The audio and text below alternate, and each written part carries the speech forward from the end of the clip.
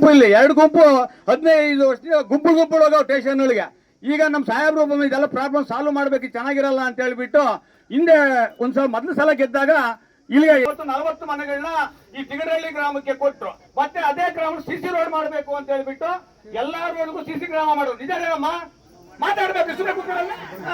CC ಗ್ರಾಮನ್ನ ಮಾಡಿದ್ರು. ಇವತ್ತು ಕಂದಾಯ ಗ್ರಾಮ ಮಾಡಿ 70 ಜನಕ್ಕೆ ಇವತ್ತು ನಿಮ್ಮ ಮನೆಯ ಬಾಗಿಲಿಗೆ ತಹಸೀಲ್ದಾರ್ ಅವರು, AC ಅವರು, ಪಕ್ಷದ ಅಧ್ಯಕ್ಷರಾದಂತ ಆದಂಡ ರೆಡ್ಡಿ ಬಂದಿದ್ದಾರೆ. ಅವ್ರಿಗೂ ಸಹ ಈ ಸಂದರ್ಭದಲ್ಲಿ ನಾನು ಸ್ವಾಗತವನ್ನ ಕೋರ್ತಾ ಇದ್ದೀನಿ. ಮತ್ತೆ ಇನ್ನೊಬ್ರು ಅಧ್ಯಕ್ಷರಾದಂತ ಭೀಮಾ ಅಂತ ಇಕ್ಕಂತೀರ, ಎಲ್ಲ ಪಾಂಡವರು ತಾನೆ ಅವರು. ಮತ್ತೆ ನೀವು ಪಾಂಡವರು ವಾಸ ಮಾಡೋ ಊರಿದು. ನಾನು ಮೊದಲನೇ ಸಾರಿ ನಿಮ್ಮ ಊರಿಗೆ ಬಂದಿದ್ದು, ನಾನು ಕಾಲೇಜ್ ಹುಡುಗ ಇದ್ದೆ. ನಮ್ಮ ಮುದ್ರಾಮಯ್ಯನವರು ಎಲೆಕ್ಷನ್ ಇದ್ದರು, ಬಹಳ ಜನಕ್ಕೆ ಗೊತ್ತಿಲ್ಲ, ನಿಮ್ಮಂತವ್ರಿಗೆ ಗೊತ್ತಿರ್ತದೆ. 72ನೇ ಇಸ್ವಿ ಕೊರಟಗೆರೆ ಅವರು, ಒಟಗೆರೆ ಅವರು. ಅವಾಗ ಇದೆಲ್ಲ ಕೊರಟಗೆರೆ ಅಲ್ಲಿಗೆ ಸೇರ್ತಾ ಇದ್ದಿದ್ದು. ಅವ್ರು ನಿಮ್ಮವ್ರೆ. ಅವರು ನನಗೆ ಬಾರಪ್ಪ ಒಂದು ನಿಮಿಷ ಇಲ್ಲಿ ನಮ್ಮವ್ರು ಇದಾರೆ ತೋರಿಸ್ತೀನಿ ಅಂದ್ರು. ನಾನು ಇಲ್ಲಿಗೆ ಬಂದೆ. ಸರಿಯಾಗಿ ಅವಾಗೇನು ಈ ರೋಡು ಇರಲಿಲ್ಲ ಸರಿಯಾಗಿ, ಹಿಂದೂಪುರಕ್ಕೆ ಹೋಗೋ ರೋಡು ಸರಿಗಿರ್ಲಿಲ್ಲ, ನಿಮ್ಮೂರು ಹೊಳಿಗೆ ಬರೋಕ್ಕೂ ಸರಿಗಿರ್ಲಿಲ್ಲ. ಪಾಪ ಅವರು 72ನೇ ಇಸ್ವಿಯಿಂದ ಎಷ್ಟು ವರ್ಷ ಆಯ್ತು ಅಂತ ಲೆಕ್ಕ ಹಾಕೊಳ್ಳಿ. ಇಲ್ಲಿರೋರು ಬಹಳಷ್ಟು ಜನ ಹುಟ್ಟೇ ಇರಲಿಲ್ಲ ಅವಾಗ. ಅವರು ಅಪ್ಪಯ್ಯ ಬಾ ನಮ್ಮವರೇ ಅವರೇ ಇಲ್ಲಿ ಒಂಚೂರು ಹೋಗ್ಬರೋಣ ಅಂತ ಹೇಳಿ ಇಲ್ಲಿಗೆ, ಮತ್ತೆ ನಮ್ಮ ಕೊಡಗೇರಳ್ಳಿ ಆಚೆ ಗುಟ್ಟೆಗೆ ಹೋಗೋದು ಒಂದು ಇದೆಯಲ್ಲ, ಅಲ್ಲಿ ನನಗೆ ಕರ್ಕೊಂಬಂದ್ರು. ನಾನು ನೋಡಿದ್ರೆ ಊರು ಪಾಪ ಅವಾಗೂ ಇವಾಗೂ ಹೋಲಿಸಿದ್ರೆ ಏನೇನು ಇಲ್ಲ. ಅವಾಗ ಕುಡಿಯೋಕೆ ನೀರಿಲ್ಲ, ಬರೋಕ್ಕೆ ರಸ್ತೆ ಇಲ್ಲ, ದೀಪ ಇಲ್ಲ, ಏನೇನೂ ಇಲ್ಲ. ಸ್ಕೂಲಂತೂ ಮೊದಲೇ ಇರಲಿಲ್ಲ. ಏನಪ್ಪ ಈ ಥರ ಹಳ್ಳಿಗಳಿದಾವಲ್ಲ ಅಂತ ನಮಗೆ, ಯಾಕೆ ನಾವು ತುಮಕೂರು ಕ್ಯಾಸನ್ನ ಅಂದರೆ ನಮಗೆ ಇಷ್ಟೊಂದು ಕುಗ್ರಾಮಗಳದ್ದು ಕಲ್ಪನೆ ನಮ್ಮ ಮುಂದೆ ಇರಲಿಲ್ಲ. ಆಗ ಬಂದಾಗ ನಾನು ತಿಗಳರಲ್ಲಿ ನೋಡ್ಕೊಂಡು ಹೋಗಿದ್ದೆ. ಎಲ್ಲ ಒಂದೇ ಸಮುದಾಯದವ್ರು ಇರ್ತಕ್ಕಂಥದ್ದು ಅಂತೇಳಿ. ಅವರು ಅವತ್ತು 72ರಲ್ಲಿ ಮುದ್ರಾಮಯ್ಯನವ್ರು MLA ಮಾಡಿದ್ರಿ ನೀವು, ಅವ್ರನ್ನೆಲ್ಲ ಜ್ಞಾಪಕ ಇರ್ಬೇಕು ನಿಮಗೆಲ್ಲ. ಅವ್ರು ನನಗೆ ಹೇಳ್ಕೊಂಡು ಈ ಊರಿನ ಕತೆ ಹೋಗಿದ್ರು. ನಾನು ಚುನಾವಣೆಗೆ ಬಂದಾಗ ಪಾಪ ಭಾಳ ಜನ ಎಲ್ಲೋ ಶಾಂತಕುಮಾರ್ ಶಾಂತರಾಜ್ ಎಲ್ಲೋದ ಯಾಕಲ್ಲ ಇನ್ನೂ ಕೊಟ್ಟೋಗಿದ್ಯಾ ಮುಂದಕ್ಕೆ ಬಾರೋದು ಸರಿ. ಆಗ ಇಷ್ಟೊಂದು ನನಗೂ ನಿಮ್ಮ ಪರಿಚಯ ಇರಲಿಲ್ಲ ಇಲ್ಲಿ ಅವ್ರದ್ದು. ಇವನು ಪಾಪಣ್ಣ ಮಾತ್ರ ಒಂದು ಸತಿ ಅದ್ಯಾರೋ ಮೆಟಡಾರ್ನಲ್ಲಿ ಕರ್ಕೊಂಡು ನಾನು ತುಮಕೂರಿಗೇನೋ ಬರ್ತಾ ಇದ್ದ. ನಾನು ಬೇಡಪ್ಪ ಇಲ್ಲೇ ಬರ್ತೀನಿ ಅಂತೇಳಿ ಮಾರಮ್ಮನ ದೇವಸ್ಥಾನದಲ್ಲೇ ನಿಂತ್ಕೊಂಡು ಮಾತಾಡೋದು. ಮರ್ತ್ಬಿಟ್ಟಿದ್ಯಾನೋ ಏನೋ ಗೊತ್ತಿಲ್ಲ, ಮರ್ತಿದ್ಯಾ? ಮೆಟಡಾರ್ ವ್ಯಾನಲ್ಲಿ ಎಲ್ಲ ಕರ್ಕೊಂಡು ಬರ್ತಾ ಇದ್ದೇನೋ ಒಂದು ಕೆಲಸ ಅದು ಇದು ಅಂತ. ಸರಿ, ಹೀಗಾಗಿ ನನಗೆ ಈ ಊರಿನ ಮೇಲೆ ಒಂದು ವಿಶೇಷವಾದಂತಹ ಮಮತೆ ಇದೆ ಅಂತಕ್ಕಂಥದ್ದನ್ನು ನಾನು ಈ ಸಂದರ್ಭದಲ್ಲಿ ಹೇಳಲಿಕ್ಕೆ ಬಯಸ್ತೀನಿ. ನಾನು ಕ್ಯಾಸನದಲ್ಲಿ ಬೆಳೆದಿರೋನು. ನನ್ನ ಕ್ಯಾಸನಲ್ಲಿ ಗಂಗಣ್ಣಿಯಲ್ಲಿ ಬಂದವರಲ್ಲ ಕೆಸರು ಮಡುನವರು. ಕೆಸರು ಮಡುನಲ್ಲೂ ಅಷ್ಟೇ ಎಲ್ಲ ನಿಮ್ಮವರೇ 90% ಇರೋದು. ಇವರು ಮೊದಲಿಂದ ಪಾಪ ಊರಲ್ಲಿ ಒಂದು ದೊಡ್ಡ ಹೋರಾಟನೇ ಇತ್ತು 70ರ ದಶಕದಲ್ಲಿ. ನಾನು ಇವ್ರಿಗೆಲ್ಲ ಆ ಕಾಲದಲ್ಲಿ ಬೆಳೆಸಿದೆ, ಹೋರಾಟ ಮಾಡುವಂಥದ್ದು ಎಲ್ಲ ಬೆಳೆಸಿದೆ. ಇವ್ರ ತಾತ ಒಬ್ರು ಇದ್ರು, ಭೀಮಗೌಡ ಅಂತ, ಭೀಮಯ್ಯ ಅಂತ ಇದ್ರು ಯಜಮಾನ. ಅವ್ರು ಆ ಕಾಲದಲ್ಲೇ ಧರ್ಮರಾಯ ಸರ್ವಿಸ್ ಅಂತ ಬಸ್ ಸಿಕ್ಕಿದ್ದ. ಅವರು ಬಸ್ಸು ಅಂದ್ರೆ ಆ ಮನುಷ್ಯ ಜನಸಂಘ ದೀಪದ ಕುರಿತು ನಿಂತ್ಕೊಂಡ್ಬಿಡೋನು. ನಾನು ಬೇಡಪ್ಪ ಯಜಮಾನ ನೀನು ಅಂತ ಅಂದ್ರೆ ಕೇಳ್ತಾನೆ ಇರಲಿಲ್ಲ ಮನುಷ್ಯ. ಅದು ಏನೋ ದೀಪ ಹಿಡ್ಕೊಂಡು ಕೂತ್ಬಿಟ್ಟಿದ್ದ. ಬಸ್ ಮಾತ್ರ ಧರ್ಮರಾಯ ಸರ್ವಿಸ್ ಅಂತ ಬಸ್ ಸಿಕ್ಕೊಂಡಿದ್ರು. ಸೊ ಅದರಿಂದ ಬಡವರು ಅಂತೇಳಿ ನಾನು ಹೇಳೋದಿಲ್ಲ. ಎಲ್ಲ ವಿಳೆದೆಲೆ ತೋಟಗಳು, ಪ್ರತಿಯೊಬ್ಬರಿಗೂ ಭೂಮಿ ಇದೆ ಅಲ್ಲಿ.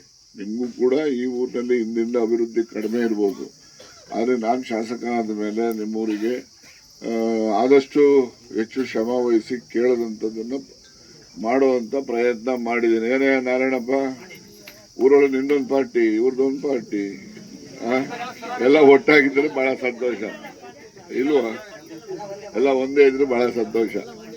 ಏನಮ್ಮ ನೀವು ಹೇಳಮ್ಮ, ನಿನ್ಗೆ ಇವ ಮುಂದೆ ಏನೋ ಬೇರೆ ಅಭಿಪ್ರಾಯ ಐತೆ ನೋಡ. ಅದು ಹೇಳೋದ್ರಲ್ಲೇ ಗೊತ್ತಾಗ್ತಾ ಇತ್ತು ನನಗೆ. ನಾರಾಯಣಪ್ಪನ ಮಾತಿಗೆ ಇವಮ್ಮಂದು ಒಪ್ಪಿಗೆ ಇಲ್ಲ. ನೀನು ಹೇಳೋದ್ರಲ್ಲೇ ನಾನು ಹಿಡ್ಕೊಂಡ್ಬಿಡ್ತೀನಿ ನೋಡು. ಇರ್ಲಿ, ಏನೇನ ಇರ್ಲಿ. ನೋಡಪ್ಪ, ಎಲ್ಲ ಒಗ್ಗಟ್ಟಾಗಿರಿ. ಎಲೆಕ್ಷನ್ ಬಂದಾಗ ಓಟ್ ಹಾಕೊಳ್ಳೋದು ಎತ್ಲನ ಇರ್ಲಿ, ಏನನ್ನ ಮಾಡೋದಾಗ್ತದೆ. ಅವಾಗ ನಿಮ್ಮ ಕೈಲಿ ಇರ್ತದೆ ಓಟು, ನಾನೇ ಕಿತ್ಕೊಳಕ್ಕಾಗಲ್ಲ. ಅವಾಗ್ಲೂ ಇರ್ಬೇಕು, ಇವಾಗ್ಲೂ ಇರ್ಬೇಕು. ಊರಲ್ಲಿ ಸಣ್ಣ ಸಣ್ಣ ವಿಚಾರಕ್ಕೆಲ್ಲ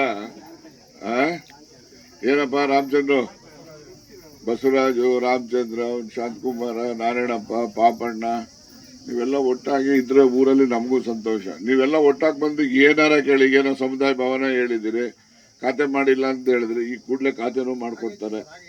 ಆಯ್ತು, ಸಮುದಾಯ ಭವನಕ್ಕೆ ಕಟ್ಟಕ್ಕೆ ಒಂದು ಅಂದಾಜು ತಯಾರು ಮಾಡಿಸಿ, ದುಡ್ಡು ಎಷ್ಟು ಬೇಕು ಹೇಳಿ ನಾವು ಕೊಡ್ತೀವಿ, ನೀವೇ ನಿಂತ್ಕೊಂಡು ಮಾಡಿಸಿ. ಗೊತ್ತಾಯ್ತಾ? ಒಗ್ಗಟ್ಟಾಗಿರ್ಬೇಕಷ್ಟೆ. ಆಮೇಲೆ ಇನ್ನು ಯಾರ್ದಾದ್ರು ಭೂಮಿಗೆ ನಿಮಗೆ ಹಕ್ಕುಪತ್ರ ಕೊಡುವಂಥವು ಯಾವ್ದನ್ನ ಬಿಟ್ಟೋಗಿದ್ರೆ ಅವ್ಯಾವಿದಾವೆ ಅದನ್ನ ರೆವಿನ್ಯೂ ಇನ್ಸ್ಪೆಕ್ಟರ್ ಗಾರು ಗಮನಕ್ಕೆ ತಂದು ನೀವೇ ಮುಖಂಡರುಗಳು ತಹಶೀಲ್ದಾರನ್ನಾರು ಹೋಗಿ ಭೇಟಿ ಮಾಡಿ ಅವರೇ ನಿಮ್ಮ ಊರಿಗೆ ಬಂದು ಎಲ್ಲ ಮಾಡ್ತಾರೆ. ನೀವು ಹೋಗಿ ಹೇಳ್ದೇ ಇದ್ರೆ ಅವ್ರಿಗೆ ಗೊತ್ತಾಗೋದೇ ಇಲ್ಲ. ರಾಮನ್ ಮಿಷನ್ ಹಾಕೊಂಡವನು ಕೇಳಿಸುತ್ತಲ್ವಾ? ಹಂಗಾರೆ ಸರಿ. ಯಾಕೆಂದ್ರೆ ಏನೋ ನನ್ನ ಕಡೆಗೆ ನೋಡಿ ಏನೋ ಹೇಳ್ಬಿಟ್ರು ಅಂತ ಹೇಳ್ತೀನಿ. ಊರಾಗ ಹೋದ್ರೆ ಏನ್ ಮಾಡೋದು? ಯಾಕೆ ನಗ್ತಿಯಲ್ಲ ನಾಗರಾಜ್ ಅಲ್ಲೇ? ನಾಗರಾಜು ಅಲ್ಲಲ್ಲ, ನಾನು ಆ ಕಡೆ ನಿಂತ್ಕೊಂಡು ನೋಡ್ತಾ ಇದ್ದೀನಿ ಸಂಜೀವ್ ಗೌಡನ್ನ. ಆಮೇಲೆ ನನ್ನ ಕಡೆಗೆ ನೋಡಿ ಏನೋ ಹೇಳಿದ್ರು ಏನಿಲ್ಲ ಅದು ಅಂತ ನಿನ್ನ ಊರಾಗ ಕೇಳ್ತಾನೆ. ಅದಕ್ಕೋಸ್ಕರ ಇಲ್ಲೇ ಕೇಳ್ಬಿಡಲ್ಲ ಅಂತ.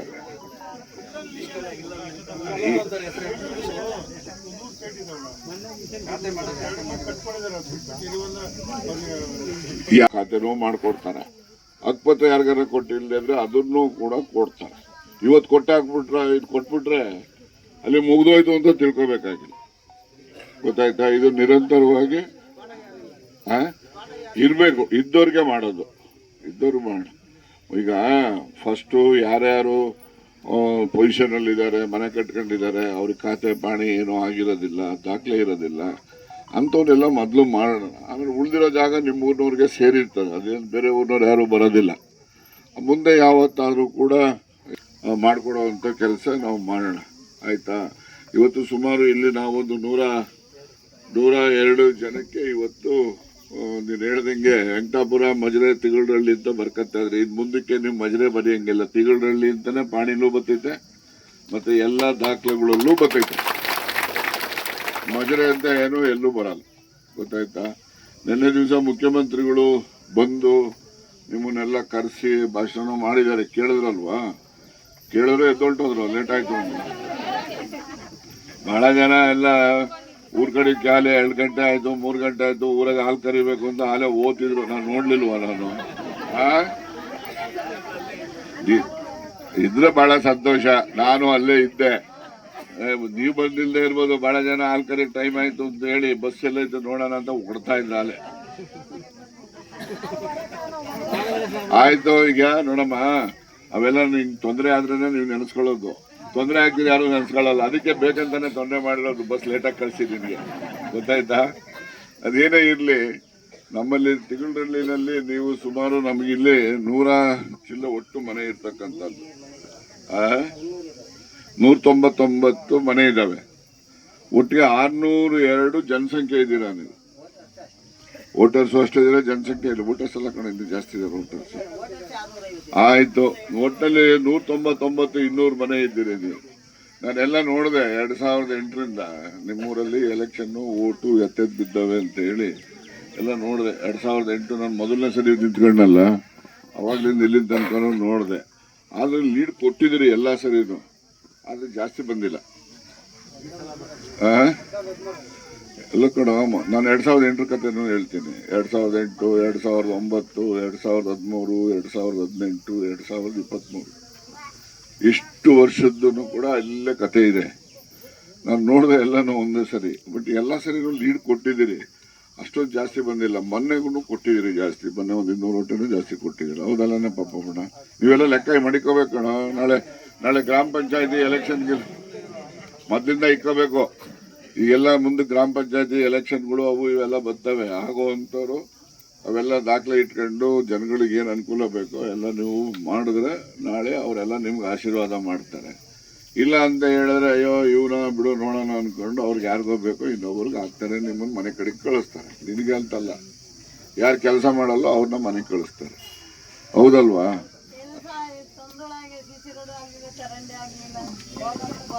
ಎಲ್ಲಮ್ಮ ಮಾಡಿಲ್ವ ನಿಮ್ಮೂರಲ್ಲಿ? ನಮಗೋ ಅಥವಾ ಯಾರೋ ಮುಖಂಡಗಳು, ನೀನೇ ಮುಖಂಡ ಇದ್ದಂಗೆ ಕಾಣ್ತಾ ಇದ್ದೆ. ಬೆಳಗ್ಗೆ ಬಟ್ಟೆ ಹಾಕೊಂಡು ನೆಕ್ಸ್ಟ್ ಪಂಚಾಯತಿ ರೆಡಿ ಆಗಿದ್ಯೋ ನಿಂತ್ಕೊಳ್ಳೋಕ್ಕೆ? ಅದಕ್ಕೆ ಕಾಣಿಸ್ತಾ ಇದ್ದಿದ್ದೆಲ್ಲ ನೋಡಿ ಜನರ ಮುಂದೆ ಮಾತಾಡೋದು ನೋಡಿದ್ರೆ ಅವತ್ತು MLA ಅವ್ರ ಮುಂದೆ ಹೇಳಿದೆ ನಾನು, ಗೊತ್ತಾ ನಿಮ್ಗೆ ಅಂತ ಅವ್ರ ಮುಂದೆ ಓಟ್ ಕೇಳ್ಬೇಕಲ್ಲ ನೀನು, ಅದಕ್ಕೆ ರೆಡಿ ಆಗ್ತಾ ಇದ್ದೆ. ಈಗ ಇದು ನೋಡಿದ್ರೆ ಆಯ್ತು ಮಾಡ್ಕೊ, ನಮ್ದೇನಿಲ್ಲ. ಯಾವುದೇ ಆಗ್ಲಿ ಹಳ್ಳಿನಲ್ಲಿ ಯಾರಿಗಾರು ಒಂದು ತೊಂದರೆ ಇದ್ರೆ ಯಾರಿಗಾರ ಸಂಬಂಧಪಟ್ಟವ್ರಿಗೆ ಒಂದು ಅರ್ಜಿ ಕೊಟ್ಟು ಅಥವಾ ಮುಖಂಡರುಗಳಿಗೆ ಹೇಳಿ ಏನಾರ ಮಾಡಿದ್ರೆ ಅದು ನಡೀತದೆ, ಕೆಲಸ ಆಗ್ತದೆ. ನೀವೇನು ಯಾರಿಗೂ ಹೇಳಿದೆ ಊರಿಗೆ ಬೈಕೊಂಡು ಊರ್ ಮುಂದೆ ಕೂತಿದ್ರೆ ಏನು ಕೆಲಸ ಆಗಲ್ಲ, ಏನೂ ಆಗಲ್ಲ. ಅದಕ್ಕೋಸ್ಕರ ಹೇಳಿದಾನೆ ಅದೇನೋ ಮಶಾಣ ಅದು ಇದು ಅಂತಾನೆ ಒಂದು ಅರ್ಜಿ ಗಿರ್ಜಿ ಕೊಡುವಲ್ಲಿ ರೆವಿನ್ಯೂ ಇನ್ಸ್ಪೆಕ್ಟರ್ ಇಲ್ಲೇ ಅವರೇ ಸರ್ವೆ ಮಾಡಿ ಎಲ್ಲ ಮಾಡಿಸೋಣ. ಮತ್ತು ಸಮುದಾಯ ಭವನ ಅಂತ ಹೇಳಿದ್ದಾರೆ, ಗಂಗಣ್ಣಿ ಅಂತೂ ಭಾಳ ಸರಿ ಹೇಳ್ದೆ ನನಗೆ.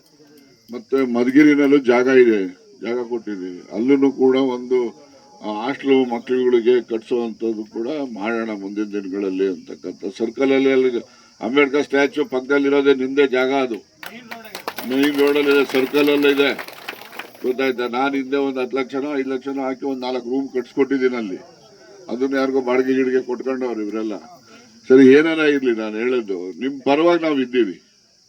ನಿಮ್ದು ಏನೇ ಕೆಲಸ ಇರಲಿ, ಜನದಿರಲಿ, ಪಾಪ ಆಮೇಲೆ ಯಾವುದು CC ರೋಡ್ ಹೇಳೋರೆ, ಈ ಕಡೆ ಎಲ್ಲ CC ರೋಡ್ ಮಾಡಿದೀವಿ ಒಂದಷ್ಟೆಲ್ಲ, ಇನ್ನೊಂದು 4 ರೋಡ್ ಇದಾವೆ ಅಂತ ಹೇಳ್ತಾರೆ. ಮುಂದಿನ ದಿನಗಳಲ್ಲಿ ಅದನ್ನು ಕೂಡ ಮಾಡುವಂಥದ್ದು ಮಾಡೋಣ. ಮೊದಲು ಏನೂ ಇಲ್ಲ, ನಿಮ್ಮೂರಲ್ಲೆಲ್ಲ ಮಣ್ಣಿನ ಮನೆ. ನಾನು ದೇವಸ್ಥಾನಕ್ಕೆ ಬಂದಾಗ ಅಲ್ವೇ, ನಮ್ಮ ದೇವಸ್ಥಾನಕ್ಕೆ ಬಂದಾಗ ನೋಡ್ತೀನಿ ಎಲ್ಲ ಮಣ್ಣಿನ ಮನೆ, ಮಳೆ ಹುಯ್ದ್ರೆ ಎಲ್ಲ ಬಿದ್ದೇ ಹೋಗವು. ನಾವು ತಿರ್ಗಾವ ನೀವು ಕೇಳ್ದಷ್ಟು ಮನೆ ಕೊಟ್ಟಿದ್ದೀವಿ. ನಾವು ಕೇಳಿದವ್ರಿಗೆ ಅವ್ರು ಎತ್ ಕಡೆಗೆ ಓಟ್ ಹಾಕವ್ರೆ, ಏನು ಮಾಡೋ ನಾವು ಕೇಳೋಕ್ಕೆ ಹೋಗ್ಲಿಲ್ಲ. ಯಾರೆಲ್ಲ ಬಡವರಿದ್ದಾರೆ ಅಂತೇಳಿ ಪಟ್ಟಿ ತಂದ್ರು, ಮನೆಗಳು ಬಿದ್ದೋಗಂಗಿದಾವೆ ಅಂತಂದ್ರು, ಎಲ್ಲರಿಗೂ ಮನೆ ಕೊಟ್ಟಿದ್ದೀವಿ. ಎಲ್ಲ ಸುಮಾರು ಒಂದು 70-80 ಮನೆ ಮೇಲ್ ಕಟ್ಸ್ಕೊಟ್ಟಿದ್ದೀವಿ. ಮತ್ತೆ ಆ ದೇವಸ್ಥಾನಕ್ಕೂ ಒಂದಿಷ್ಟು ಅವಾಗ ಹಿಂದೆ ಹಣನೂ ಕೂಡ ಕೊಟ್ಟಿದ್ದೆ ನಾನು, ಅವ್ರು ನಾನೇ ಕೊಟ್ಟಿದ್ದು. ಸೊ ಹೀಗೆಲ್ಲ ಇದಾವೆ. ಯಾವಾಗಲೂ ಕೂಡ ನಾವು ನಿಮ್ಮ ಪರ ಕೆಲಸ ಮಾಡ್ತೀವಿ. ನಿಮ್ದು ಏನೇ ಕಷ್ಟ ಇದ್ರೂ ಕೂಡ ನಾವು ನಿವಾರಣೆ ಮಾಡುವಂಥ ಕೆಲಸ ಮಾಡ್ತೀವಿ. ನಮ್ಮ ಗಮನಕ್ಕೂ ತರಬೇಕು. ಮತ್ತು ಮುಂದಿನ ದಿನಗಳಲ್ಲೂ ಕೂಡ ಈಗ ನಿಮಗೆ ಇವತ್ತು ನಮ್ಮ ತಹಶೀಲ್ದಾರ್ ಹೇಳ್ದಂಗೆ ಎಲ್ಲನೂ ಕೂಡ ನಿಮಗೆ ಫೋಟೋ ಹಾಕ್ಸಿ ಅದರಲ್ಲಿ ನಿಮ್ಮ ಮನೆ ಅಳತೆ ಎಷ್ಟಿದೆ ಅಂತ ಎಲ್ಲ ಬರೆದು ಸಬ್ ರಿಜಿಸ್ಟ್ರ್ ಆಫೀಸಲ್ಲಿ ರಿಜಿಸ್ಟ್ರ್ ಮಾಡಿ, ಮತ್ತು ಖಾತೆ ಪಂಚಾಯತಿನಲ್ಲಿ ಖಾತೆ ಎಲ್ಲ ಈ ಖಾತೆ ಎಲ್ಲ ಮಾಡಿ ಎಲ್ಲ ಕಾಪಿನೂ ಕೂಡ ಇವತ್ತು ನಿಮಗೆ ಇದರಲ್ಲಿ ನಾವು ಕೊಡ್ತಾ ಇದ್ದೀವಿ. ಒಂದು ಪಕ್ಷ ಕಳೆದೋಯ್ತು ಅಂತ ಇಟ್ಕೊಂಬಿಡಿ, ಕಳೆದವ್ರು ಏನು ತೊಂದರೆ ಪಡಬೇಕಾಗಿಲ್ಲ. ನೀವು ಸಬ್ ರಿಜಿಸ್ಟ್ರಾರ್ ಆಫೀಸರ್ ಇರ್ಬೋದು, ನಮ್ಮ ಇವ್ರು ಹೇಳ್ದಂಗೆ ನಿಮ್ಗೊಂದು ನಂಬರ್ ಇರ್ತದೆ, ಅದನ್ನು ಗುರ್ತಿಟ್ಕೊಂಡ್ರೆ ನಿಮಗೆ ಎಲ್ಲಿ ಬೇಕಾದ್ರೂ ನೀವೇ ತಗೋಬೋದು, ಕಾಪಿ ಸಿಗ್ತದೆ ನಿಮಗೆ. ಇಲ್ಲಿ ಕೆಳಗಡೆ ಇಲ್ಲೊಂದು ನಂಬರ್ ಹಾಕಿರ್ತಾರೆ, ಈ ನಂಬರ್ ಇರ್ತದೆ. ಈ ನಂಬರ್ ಹೊಡೆದ್ರೆ ನಿಮಗೆ ಕಾಪಿ ಅಲ್ಲೇ ಬರ್ತೈತೆ. ಈ ಪಾಣಿ ತಗೊಂತಿರಲ್ಲ ನೀವು ಹೋಗಿ, ಹಂಗೆ ಸಿಗ್ತದೆ. ಇಷ್ಟೆಲ್ಲ ಅನುಕೂಲ ಮಾಡಿದೆ. ನಿನ್ನೆ ದಿವಸ ಅಲ್ಲಿ ಸಿದ್ದರಾಮಯ್ಯನವರು ಕೂಡ ಏನಮ್ಮ ಕೇಳಮ್ಮ, ಸಿದ್ದರಾಮಯ್ಯನವರು ಕೂಡ ನಿನ್ನೆ ನಿಮ್ಮನ್ನೆಲ್ಲ ಕರೆಸಿ ಎಲ್ಲ ನಿಮ್ಮೂರಿಗೆ ಯಾರಾನ MLA ಬರ್ತಿದ್ನೋ, ಯಾರಾನ ಆಫೀಸರು ಬರ್ತಿದ್ರು, ಯಾರು ಗೊತ್ತಿಲ್ಲ. ಈಗ ಎಲ್ಲ ಆಫೀಸರು ಅಸಿಸ್ಟೆಂಟ್ ಕಮಿಷನರಿಂದ ಹಿಡಿದು ಎಲ್ಲ ಅಲ್ಲಿ ತಹಶೀಲ್ದಾರಿಂದ ಹಿಡಿದು ರೆವಿನ್ಯೂ ಇನ್ಸ್ಪೆಕ್ಟ್ರು, ಸೆಕ್ರೆಟರಿ ಎಲ್ಲ ನಿಮ್ಮ ಮನೆ ತಕ್ಕ ಬಂದು ಕೂತ್ಕೊಂಡು ಅಳತೆ ಮಾಡಿ ಅವೆಲ್ಲ ಮಾಡಿದ್ರು ಇಲ್ವೋ? ನೀವ್ಯಾರ ಕರೆದಿದ್ರ? ಯಾವಾಗಲೂ ಕೂಡ ಮಾಡಿರೋ ಕೆಲಸಕ್ಕೆ ಮಾಡಿದಿರಿ ಅಂತ ಹೇಳ್ಬೇಕು, ಮುಂದೆ ಆಗ್ಬೇಕಾಗಿರೋ ಕೆಲಸಕ್ಕೆ ಕೆಲಸ ಮಾಡಿ ಅಂತ ಹೇಳ್ಬೇಕು. ಆವಾಗ ಎಲ್ರಿಗೂ ಕೂಡ ಅದು ಒಳ್ಳೆ ಕ್ಷೇಮ. ಅದು ಆದ್ರಿಂದ ಇವತ್ತೇನು ಮೊದಲನೇದಾಗಿ ನಿಮ್ಮೂರಿಂದ ಪ್ರಾರಂಭ ಮಾಡಿದ್ವಿ. ಯಾಕೆಂದ್ರೆ ಮಹಾಭಾರತದ ಪಾಂಡವರು ಊರಿದ್ದು, ಅದರಿಂದ ಇಲ್ಲಿಂದ ನಾವು ಪ್ರಾರಂಭ ಮಾಡಿದ್ದೀವಿ. ನಿಮಗೂ ಕೂಡ ಒಳ್ಳೇದಾಗ್ಲಿ, ನಮಗೂ ಒಳ್ಳೇದಾಗ್ಲಿ. ಮತ್ತು ಇನ್ನೊಂದು ಕಡೆ ಮನವಿ ನಂದು ಏನಪ್ಪ, ನಿಮ್ಮ ಮಕ್ಕಳಿಗೆ ಎಲ್ಲರಿಗೂ ವಿದ್ಯೆಯನ್ನು ಕೊಡಿ. ವಿದ್ಯೆಯಿಂದ ಮಕ್ಕಳನ್ನ ಮಾತ್ರ ವಂಚನೆ ಮಾಡಬೇಡಿ. ನಿಮ್ಗೇನೇ ಕಷ್ಟ ಇರ್ಬೋದು, ಆದರೆ ಮಕ್ಕಳು ವಿದ್ಯೆ ಕೊಟ್ಟರೆ ನಿಮ್ಮ ಕಷ್ಟ ನಿವಾರಣೆ ಆಗ್ತದೆ. ಆ ಮಕ್ಕಳು ಕೂಡ ಮುಂದೆ ಒಳ್ಳೆಯವರಾಗ್ತಾರೆ, ಅವರು ಕೂಡ ಸಂಪಾದನೆ ಮಾಡ್ತಾರೆ. ನಮಗೆ ಯಾರು ಬೇಕಾದ್ರೂ ನಿಮ್ಮನ್ನು ಯಾರನ್ನ ಬೇಕಾದ್ರೂ ವಿದ್ಯಾವಂತ ಆಗಿ ಬುದ್ಧಿವಂತ ಆದರೆ MLAನೂ ಮಾಡ್ಕೊಳ್ಳಿ, ಯಾರು ಬೇಡ ಅಂತಾರೆ. ಆದ್ದರಿಂದ ಮಕ್ಕಳಿಗೆ ವಿದ್ಯೆಯನ್ನು ಮಾತ್ರ, ಹೆಣ್ಮಕ್ಳಿರ್ಬೋದು ಗಂಡು ಮಕ್ಳಿರ್ಬೋದು, ಅವ್ರಿಗೆ ವಿದ್ಯೆ ಕೊಡಿ. ವಿದ್ಯೆಗೋಸ್ಕರ ನಿಮ್ಗೆ ಏನೆಲ್ಲ ಸೌಲಭ್ಯ ಬೇಕೋ ಎಲ್ಲ ಸರ್ಕಾರ ಕೊಡು.